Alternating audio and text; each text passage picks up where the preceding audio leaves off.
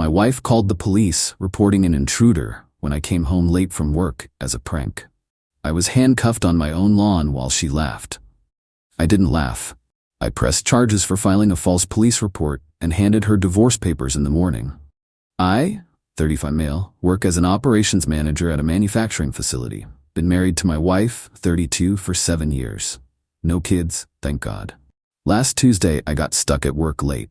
Equipment malfunction, had to stay until the repair team finished. Texted her around 9 p.m. that I'd be home by 11:30. She replied, okay. Got home at 11:45, tired, ready for bed. Pulled into our driveway, grabbed my bag from the car, walked up to the front door, put my key in the lock. Then everything went sideways. Sirens, lights, 3 cop cars screeching into my driveway. Officers jumping out, hands on their weapons. Get on the ground, now! Hands where we can see them. I froze. Completely froze. My brain couldn't process what was happening. On the ground, I dropped, face first onto my own lawn. Keys still in my hand, bag next to me, hands yanked behind my back, metal cuffs clicking tight, knee in my spine, my face pressed into grass that I'd mowed 3 days ago. We got a call about an intruder, black male breaking into this residence. I live here. This is my house. Stay calm, sir. We're sorting this out. I could see my front door from where I was pinned. It opened. My wife stepped out. I waited for her to explain, to tell them I was her husband to fix this nightmare. She looked at me, at the cops, at me again, and she laughed. Not a nervous laugh, a full, genuine laugh, like she was watching a comedy special. Oh my God, she said between giggles, you should see your face. One of the officers looked confused. Ma'am, do you know this man? That's my husband. Still laughing. I called you guys, it was a prank. Silence. Dead silence except for the police radio's crackling. A prank? The older officer's voice was flat. Yeah, he's always so serious. Thought I'd shake things up. She had her phone out, was recording. This is hilarious. I watched from the ground as the officer's expression changed. Watched him look at his partners. Watched them realize they just responded to a fake call. They took the cuffs off me. Slowly, one of them helped me up. Nobody was smiling. Sir, are you all right? No. My voice sounded strange, distant. I'm not all right. My wife was still recording. Oh, come on, it's funny, lighten up. The older officer turned to her. Ma'am, filing a false police report is a crime. A serious one. It was just a joke. 3 units responded to this call. We thought there was an active burglary. Do you understand how dangerous that situation could have been? But nothing happened. Everyone's fine. I looked at her. Really looked at her. At the person I'd been married to for 7 years, who thought traumatizing me was entertainment. Officer, I said, I want to press charges. Her laughter stopped. What? I want to press charges for filing a false police report. Are you serious right now? Dead serious. It was a prank. It was a crime. The officers took down my statement, took down hers, explained she'd likely be getting a citation, possibly arrested depending on the DA's decision. She went from amused to angry to panicked in about 5 minutes. I slept in the guest room that night, didn't say a word to her. Next morning at 6 a.m., I knocked on our bedroom door.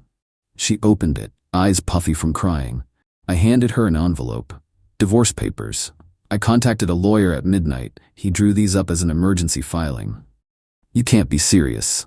Your prank proved something. You don't respect me, you don't think about consequences, and you think my fear and humiliation are funny. I'm done. Over a joke? Over your complete lack of judgment, empathy, and common sense. I moved to my brother's place that day. Haven't been back since. Update 1, 4 days later.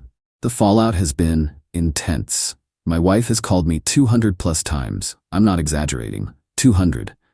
I blocked her number after the first 50. She started calling from other people's phones. Her mother, her sister, her best friend. Random numbers I don't recognize. The voicemails are wild. Started with apologetic, moved to angry, now cycling between both. Sample. Baby, I'm so sorry. I didn't mean to hurt you. Please come home.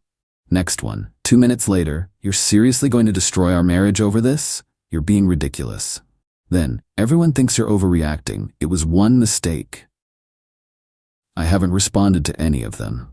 The police citation came through. She's being charged with filing a false report, misuse of emergency services, and something else the officer mentioned, interference with police operations. looking at potential fines up to $5,000 and possible jail time. Unlikely, but on the table. She showed up at my brother's apartment yesterday. Banged on the door for 20 minutes.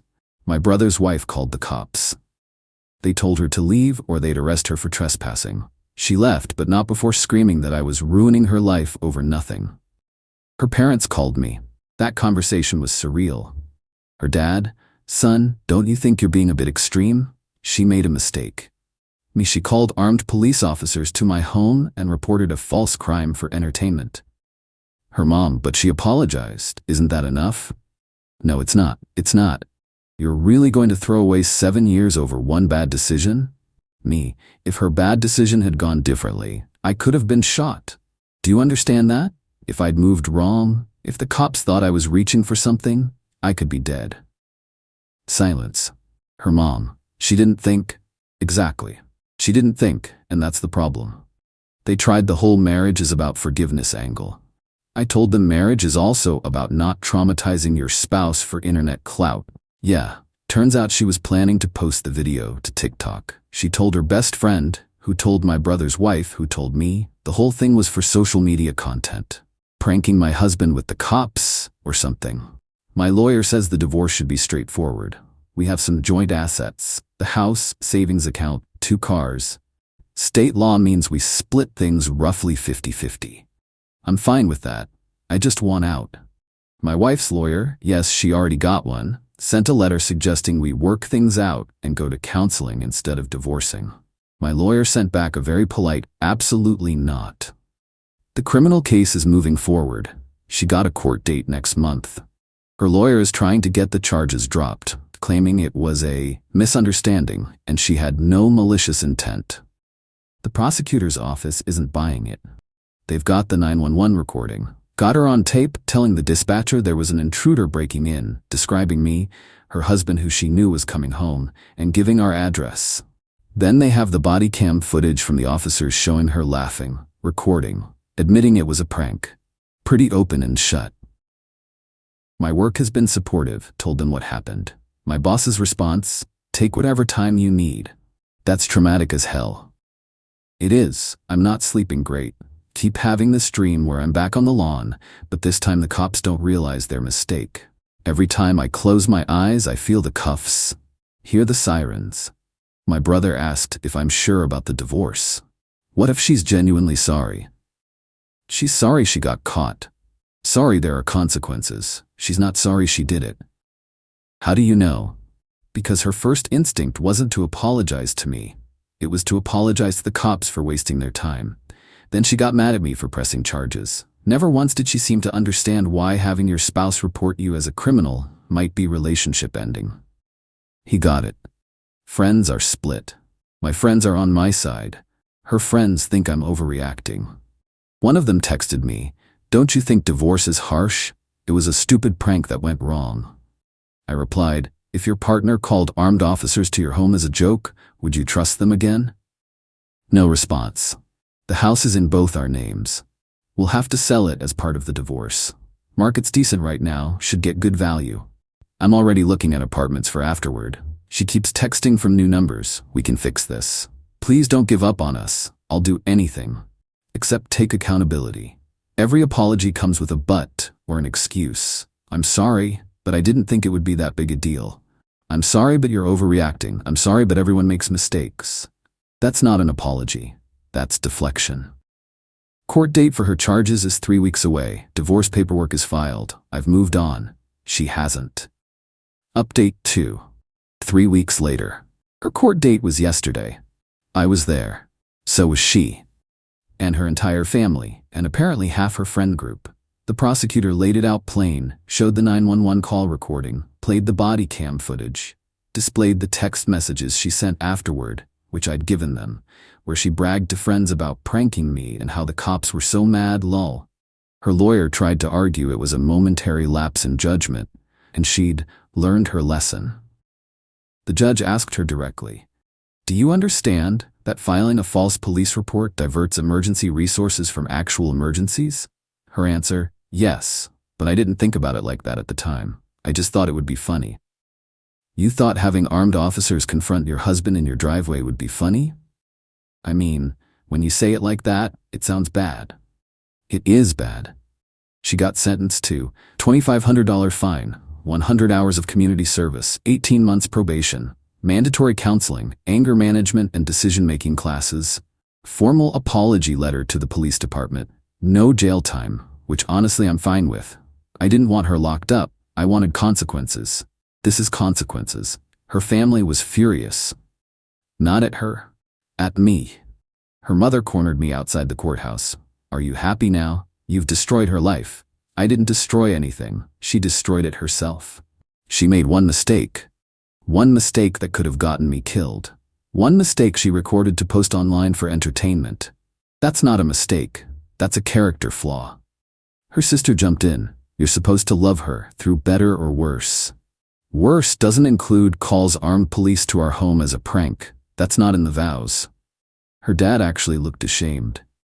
Didn't say much, just shook his head and walked away. My wife tried to approach me. Her lawyer physically stopped her. Don't, you're on probation. Any harassment complaints will violate it.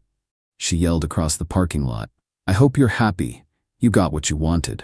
I wanted a wife who didn't think terrorizing me was entertainment. Guess that was too much to ask. The divorce is moving forward. We've agreed to mediation for the assets.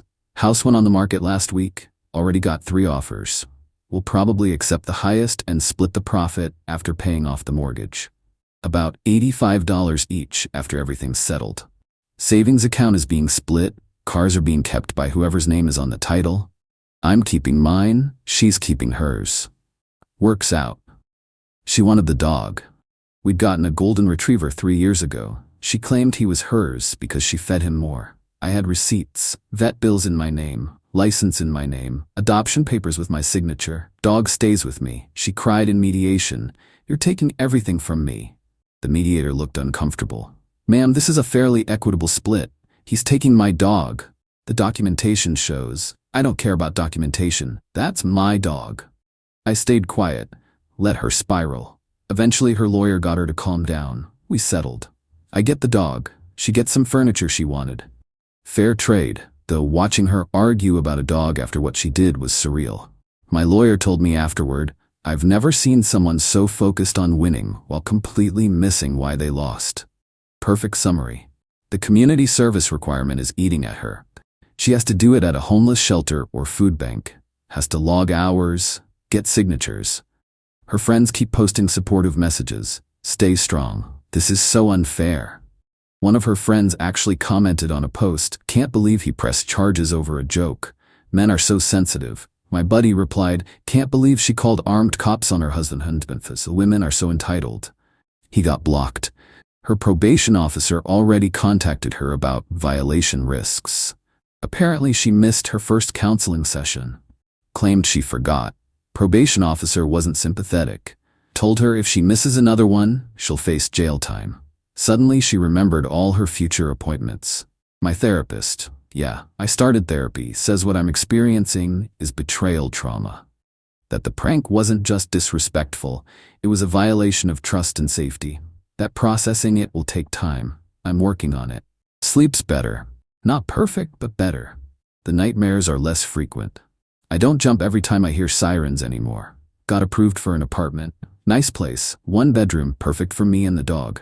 Moving in next month once the house sale closes. My wife texted from another new number. Can we at least talk, face to face? I replied, no. Everything goes through lawyers. I miss you. You miss having someone to control and humiliate. That's not the same as missing me. That's not fair. Neither was Tuesday at 11:45 p.m. Blocked the number. Final update, 2 months later, divorce finalized last week. I'm officially single. The house sold. Got asking price. After mortgage payoff and splitting proceeds, I walked away with $83,000. Not bad. My ex-wife got the same amount. She immediately spent $15,000 of it on a new car. Posted photos on Instagram with hashtags like fresh start and living my best life. Her best friend commented, you deserve this, queen. Someone replied, didn't she just get convicted of a crime? Comment was deleted within minutes. Her probation is ongoing. She's completed about 30 of her 100 community service hours. Posted a selfie from the food bank with the caption, "Giving back to my community." The comments were mixed. "So inspirational, isn't this court-ordered? Serving looks while serving others. You mean serving time, lol?" She deleted the post after an hour. The anger management classes aren't going well from what I've heard. My ex-brother-in-law, her sister's husband, reached out to me. We'd always gotten along.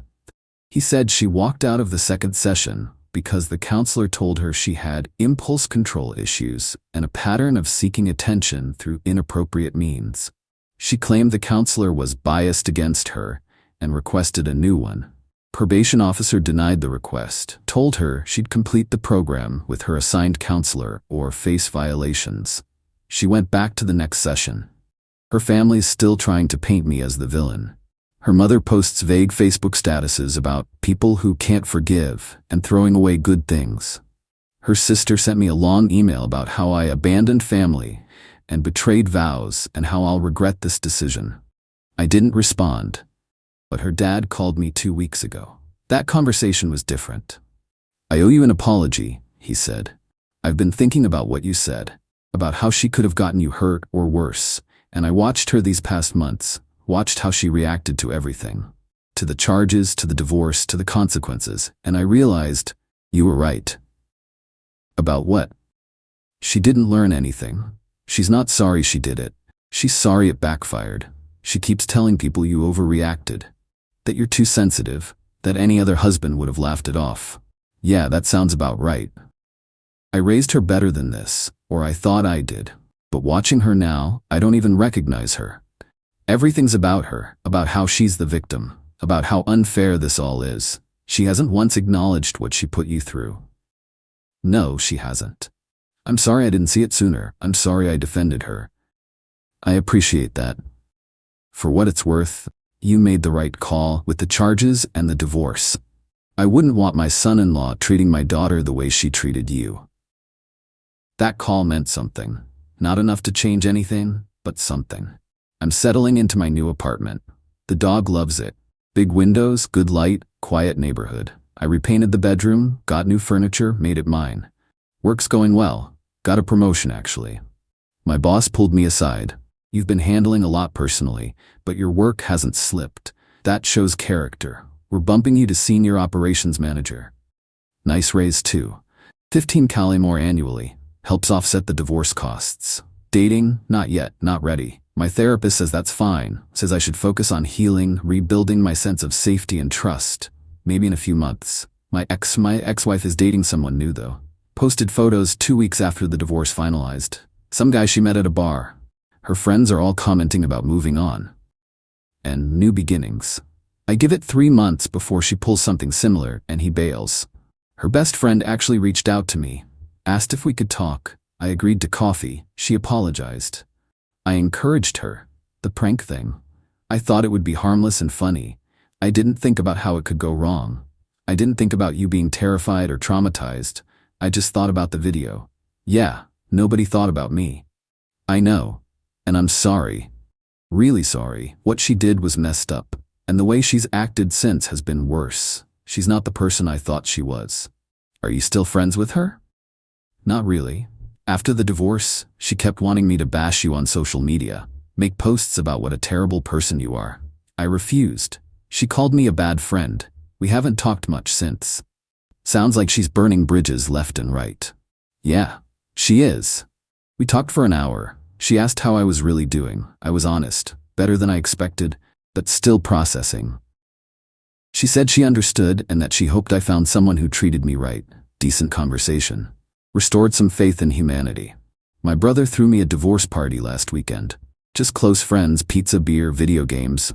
Nobody made jokes about the prank or the arrest. Just hung out, laughed, played games, normal stuff. One of my friends brought a date. She asked what happened with my ex. I gave her the short version. Her response, "What kind of psycho calls the cops on their own husband for a prank? That's insane." Everyone agreed. My friend's date asked, "Did you ever think about forgiving her?" Forgiveness isn't the same as reconciliation. I don't hate her, but I can't trust her. And you can't have a marriage without trust. She nodded. That's fair. The thing about betrayal is it changes you. I'm more cautious now, more aware. I don't assume good intentions, I verify, I protect myself. Some people might call that cynical. I call it learned behavior. My ex-wife completed another 20 hours of community service this week. Posted about it again. This time the comments were mostly supportive. Her echo chamber rebuilt itself. She texted me yesterday from yet another new number. I finally get it. What I did to you. How wrong it was. I'm genuinely sorry. I stared at that text for a long time. Thought about responding, about acknowledging her apology. Then I remembered her laughing. Remembered her recording while I was face down on my own lawn.